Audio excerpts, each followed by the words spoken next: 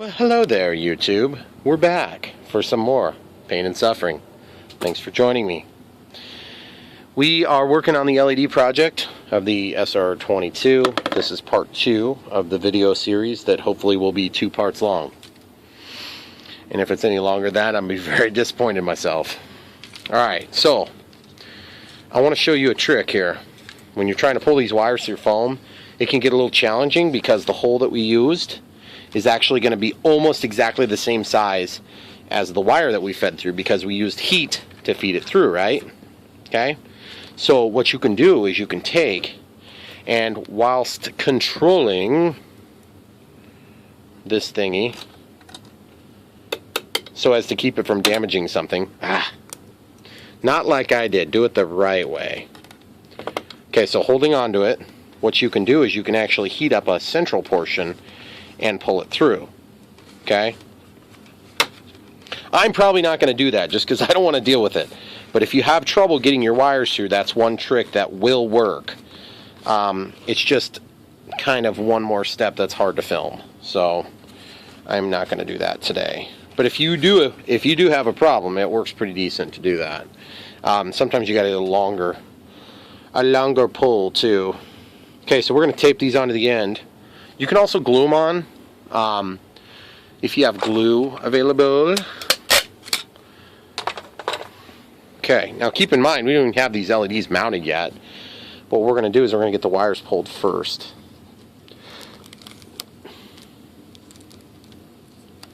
And don't overdo the tape. The tape will make it harder in many different ways.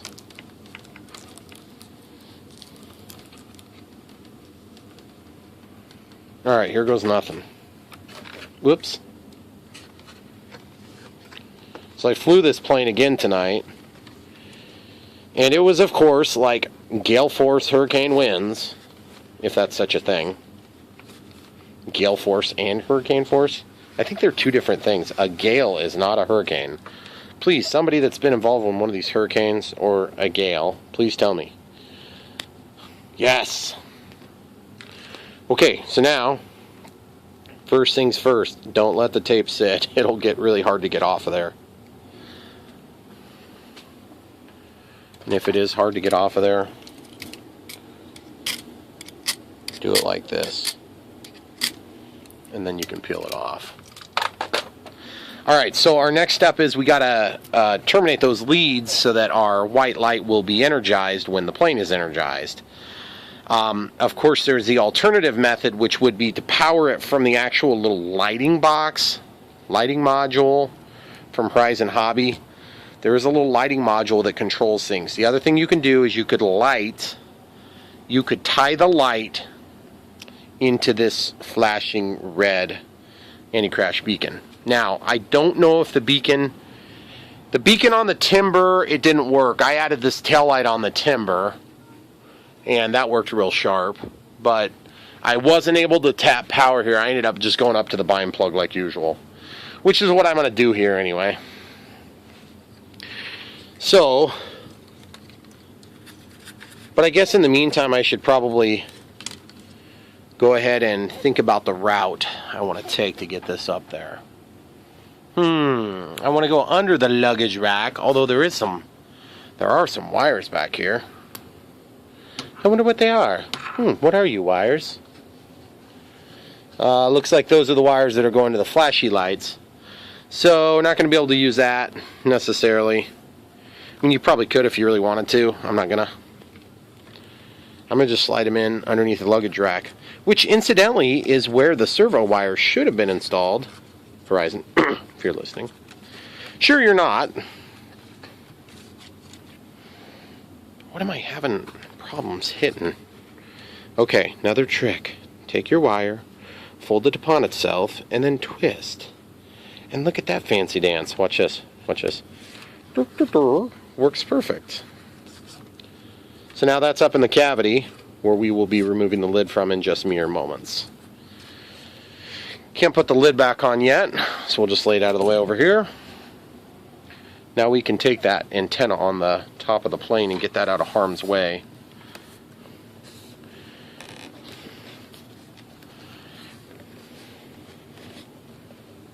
Okay, pulling the canopy and Mr. Non-Pinocchio out. Okay, there's our blue wires.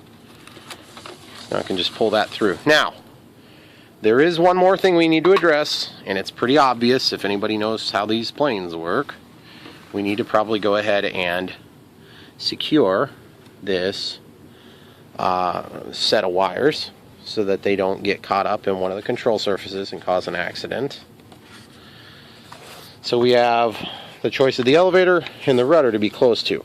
I think probably the safe bet would be to just tie a loose loop around that carbon fiber spar with a couple of zip ties.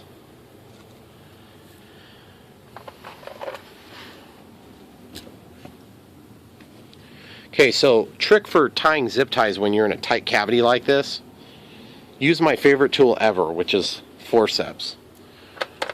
In fact, use 2 sets of forceps.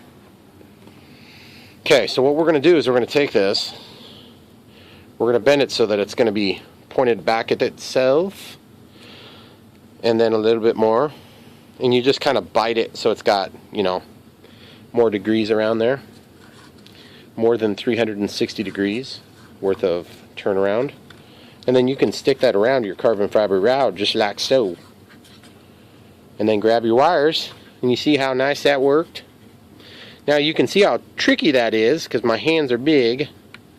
Now I got a hold of it again. Oh, that son of a gun slipped.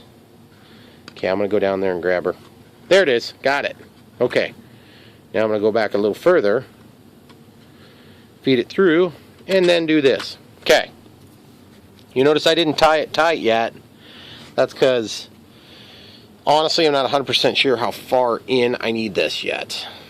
Good thinking time. How far do I need it in there? Not sure, but we could make an estimation right now. I think that this, right here, that would be about perfect.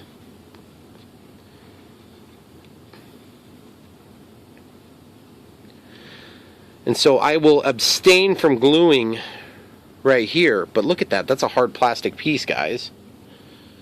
If I was motivated to do so, I could potentially cut a notch and then slide the wire up into the notch. That's a little tempting, as beautiful as this plane is. But I really want the wire to be as centrally located as possible so that as it articulates back and forth, there's less stress on the cable. Let's just leave it where it is. That's close enough for where we need to be. And let's pull this most of the way tight. We can always tighten it a little bit here and there. Okay? So now I need to do another one to hold up the other side. And when we're all said and done, we can actually pull that. We can actually pull the head of the zip tie around, which will pull the wire completely away from harm's way. The other thing is, at some point, we probably are going to need to tie these 2 wires together, in addition to being tied to the zip tie or to the carbon fiber rod, and that's just for the simple fact that they don't get separated and they could walk around. Okay, there it is, guys. Clip it. I'm going to clip this long, so we got a tail still to pull it with, and then we're going to do one more.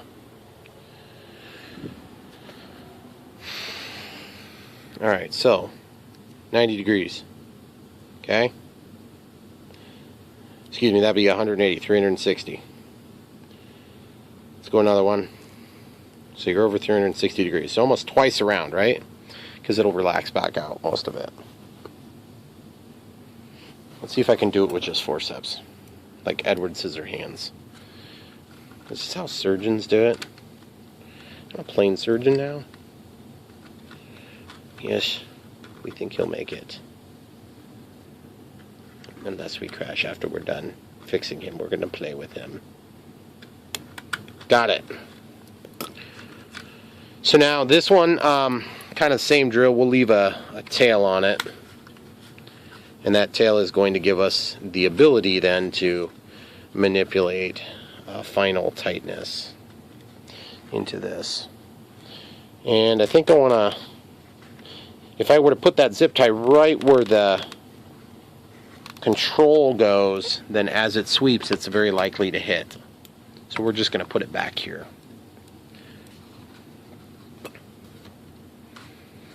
And see, I can move that back and forth still a little bit. It's pretty tight. Tight like a toiga.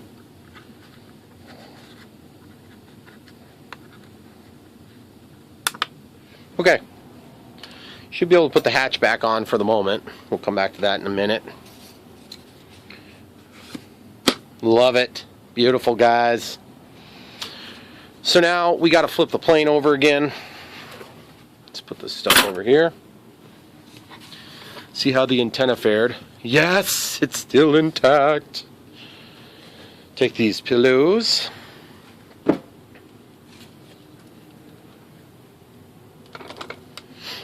Okay, so now we are going to take these LEDs, wires, LED wires, and I'm going to just take and run them through these zip ties, I think, if they'll fit. Okay. You know, and to be honest with you, I could also just go this other route. There's glue, there's wires over here. It doesn't really matter which side I go. I'd rather keep it out of the way of the battery as much as possible. Okay, so I do have hot glue cooking. So let's go ahead and grab a little hot glue and hold that in. You're probably thinking, but wait, Brian, you haven't figured out the final position, Brian. That's a good point. There'll just be a little extra in the tail section there, but it's not going to be up where it matters. Okay, so I'm going to put a little blab of hot glue there. Lick my finger and stick my finger in the hot burning glue. That feels wonderful. You could do that in a way that's not painful. Just get back to me and let me know how you did it. It's just a hilarious joke, guys. Okay, a little more hot glue. Ooh, that's a lot of hot glue. That's gonna hurt. I can feel it now. In fact, I don't need quite that much. That's kind of a lot. Let's just go right there. Right there, guys. Okay, so we got it. Stick it on there. Woo, that's hot. Okay, so it's in position. It burns so good. It doesn't actually burn that much, guys. Except for the... Yeah, it's good. We'll do a little bit more.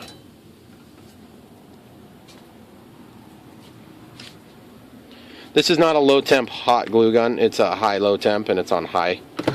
And you'll notice it's not damaging the glue or damaging the foam at all. Now, you wouldn't want to sit there and put it straight on from the hot glue gun. But it's also hard to get the hot glue gun into that angle to deliver the hot glue where you need it. So that's why I'm doing it this way.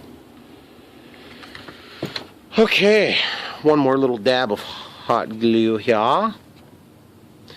Okay, just do this, and that'll catch all the little stringy things, which are super annoying. Except for the ones that are inside the plane, then it won't grab those. Alright, so this is going to plug in there. So I'm going to give myself ample spare cable and clip the excess. When I say ample spare cable, what does that mean to you? Well, to me, it means enough that I can use a bind plug and a resistor and not have to constantly be fighting it, but not have so much extra that I constantly have to fight that. So we're going to cut it somewhere like about yeah. Okay, so I'm going to just do a little knot thing. Hey, let's find a bind plug. There's a bind plug. Look at that. That was easy. Okay, so what do we know about bind plugs, guys, from the last LED project? We know that we can separate. We can separate the.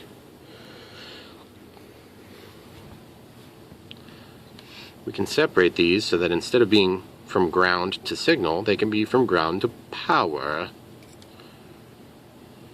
So we're just going to take and lift this, just like this. Just lift it up. And then you'll be allowed to take it out. And then look at this, right in. Perfect. Don't stick that in your receiver unless you'd like to start a fire. But there's a remedy. Here's the remedy. Now you're safe. So, from skills to look at other things directly next to it. Son of a gun! I did it wrong. I'm sorry, guys. Now you're going to all have to redo this. This is going to have to go over to the other side. So I'm going to do that real quick. Good thing it's not hard at all. And you know what? I want the positive line to be longer. So we're just going to redo the whole thing. Why not, right? Now that's in. Now that's in. Okay? Now let's line it up and make sure it's right. Yep, power and ground. Ground is shorter. Why is ground shorter, Brian? Because that's where the resistor is going to go, baby.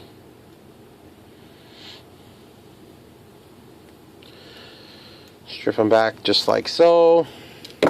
You could take the resistor and literally take a tool like this, which is the tool that's used to crimp these ends on, and you could crimp an end on the servo, or onto this immediately if you wanted. But I'm not going to do that. It's a lot of work. I don't build my servo ends unless I absolutely, positively have to, because it is a huge pain in the butt. And it's actually tricky to get them right. It's not hard to do. It's just tricky. That's the terminology I'll use. And I build connectors a lot for my work. Yep, so the negative side, we need the resistor for current limiting. Now, if you were to mistakenly put this on the positive side, you would still protect the LED, but the LED wouldn't work. It wouldn't turn on.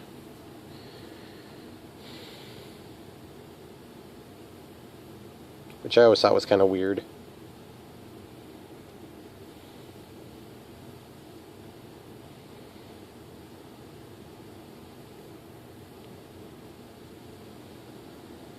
Okay, so we got that on there.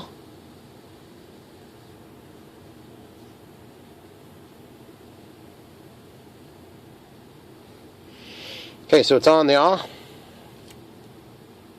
Trim the excess.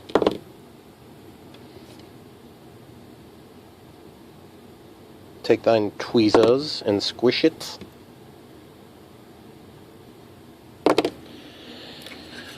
Now we're going to be soldering again, guys.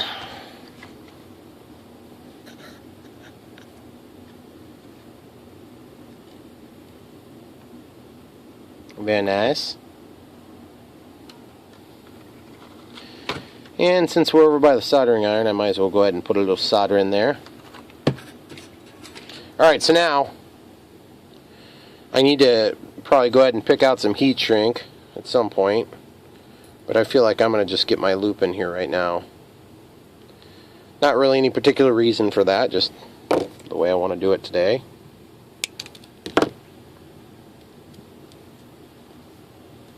Sometimes if you can't get those little turds to pick up, you can lick your finger. Ew, gross again.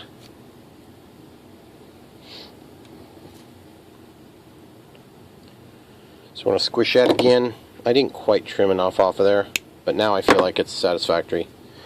And we're going to actually do the same thing here. Now that it's tinned, you can get away with that. Okay? So now, I'm going to come back over here. And there's our fancy dancy spot where I wanted to cut it. I'm going to cut you right there. Then take this extra lead and stick it back where you can use it for another project with a blue plane. And then bunches of wires will fall down. Okay, so remember guys, the one with the white stripe is positive, the one without the white stripe is the negative.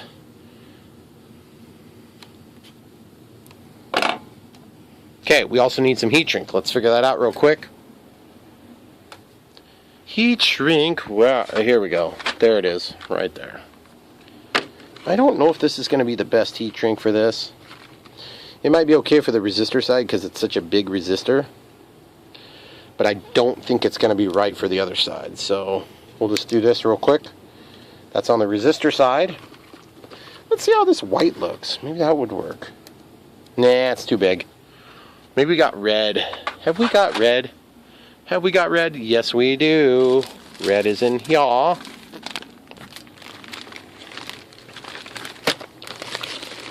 Where is it?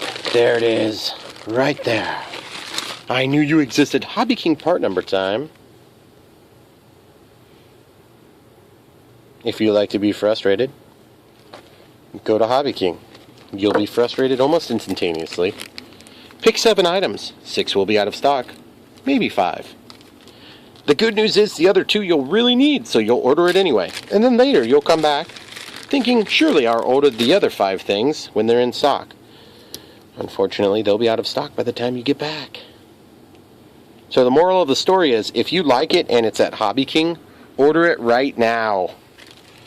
Everything. It doesn't matter if you don't have money, just do it. That's horrible advice, but still. It is true. If you really need it, just do it. If you're related to me, don't ask for me for money. Not to help pay for your Hobby King indiscretions. Alright. So we got our heat shrink ready to rock, man. Okay, so I got a trick up my sleeve, guys. You've seen them before. This trick is a pretty good trick. We're going to take the soldering iron to the plane. But first, we're going to get the wires wrapped around our work. Okay, negative. Negative does not have a positive stripe on it, if you will. Positive does. This is positive. Positive goes to the one without. And it also, incidentally, will have a red heat shrink around it. We're just going to twist that so it's a little bit better controlled. Okay? We're going to grab our little bind plug. And we're going to pull that over and turn it into a double hook.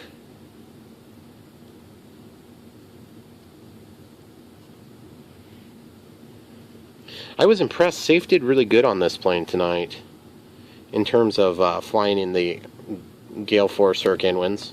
Gale force hurricane tornado winds. Nope, there it went. Way down to the bottom. Hey, trick. Another trick, guys. Fold the loop. That'll stop it from falling down too far. Which is especially helpful if you've got wires that lead into a cavity you can't reach into.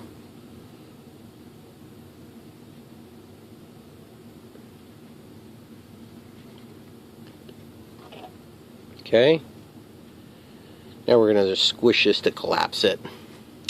That is if it will allow us to. Okay.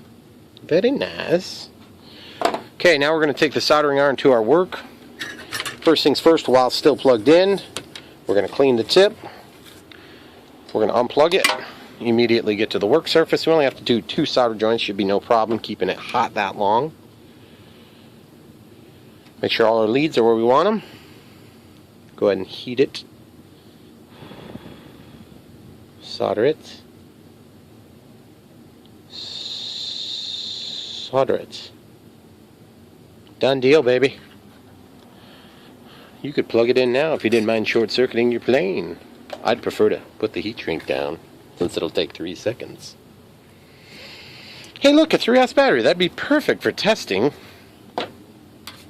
We can put all this stuff away except for that. And look, we even have our transmitter down here. It's weird. It's almost like we knew this was going to happen. Okay. Now that the solder should have had a chance to cool, we'll go ahead and slide those up. Looking for sharp points. If you have some really sharp points, you want to deal with those. If they're too sharp, they'll just want to protrude through your heat shrink. And that's a losing battle for everybody. Nobody wants solder that protrudes.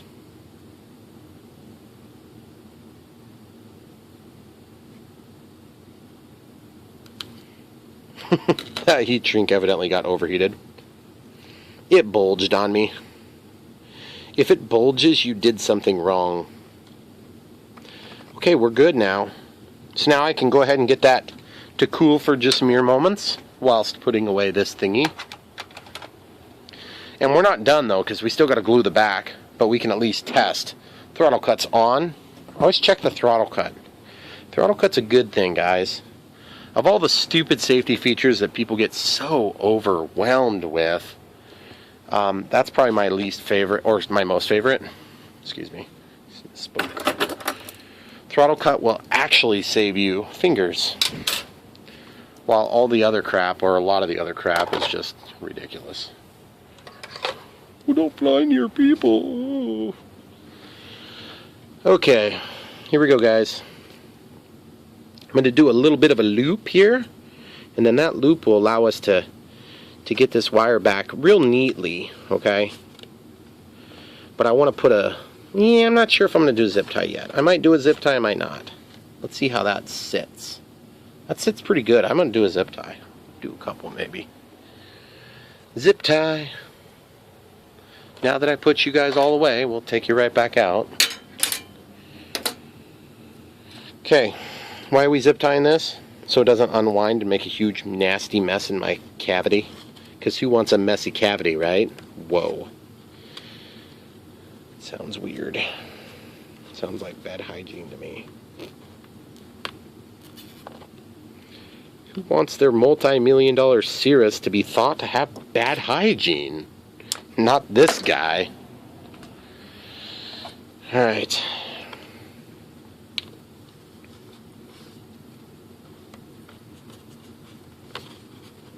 You know, it's funny, when I get a new plane, guys, I'm always so excited about it. And then it shows up and I'm like, oh man, that's a lot of work.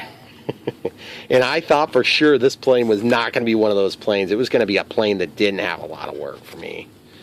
You know, because it already had LEDs and stuff. Well, I think we've proven that wrong so far. Because we haven't even got to Mr. I have no nose. Mr. I have no nose. The anti-Pinocchio. And he will have a nose someday. You just wait and see, guys. It's going to be awesome.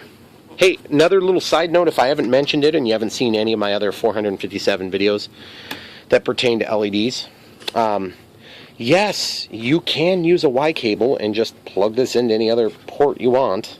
It doesn't matter, guys. You can plug it wherever you want.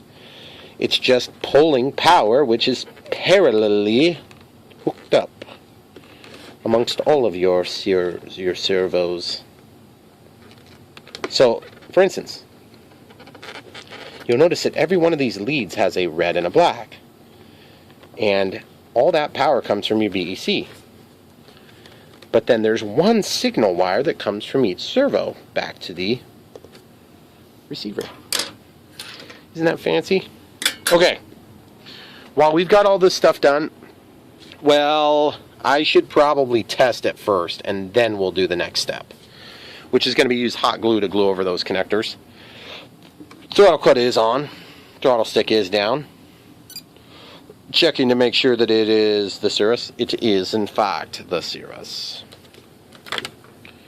Here goes nothing, guys. Beep, beep, beep, beep, beep, beep. I was not actually trying to do that. Oh, yeah.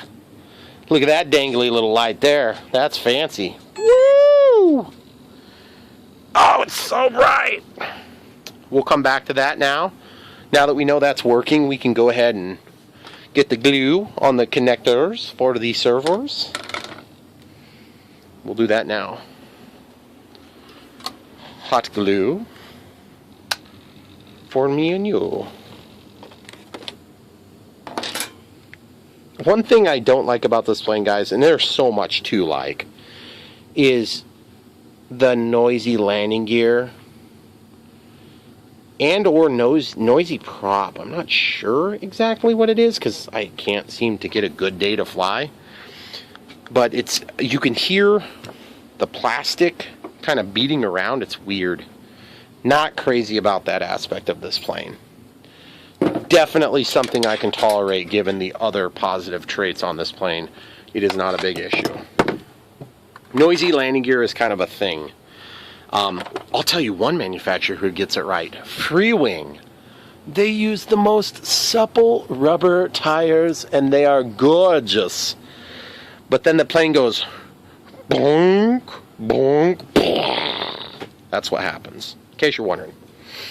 Go get one, try it. Tell me what you think.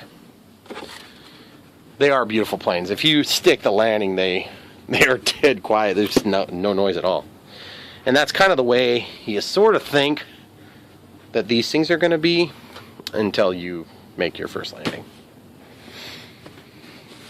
Alright, this is the moment of truth. We have to get the ding-a-ling attached on the back of the plane. I'm going to try to hang this antenna over the edge.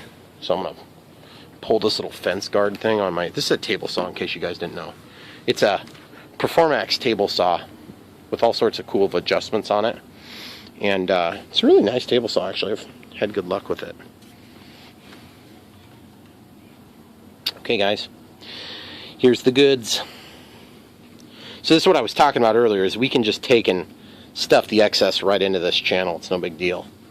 Okay? Because when we do that, it's not going to get up to where the servos are.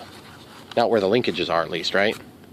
So we'll just glue this wherever it needs to be, which is going to probably be right there. I want to see if I can... Oh, I'm so nervous about doing this, but I kind of need to do it. I'm going to take my safety glasses and put those on my... We are out of memory! Are you kidding me, people? Guys, I'm so sorry. Come back for more. We're almost done, I promise. Part 3 coming soon.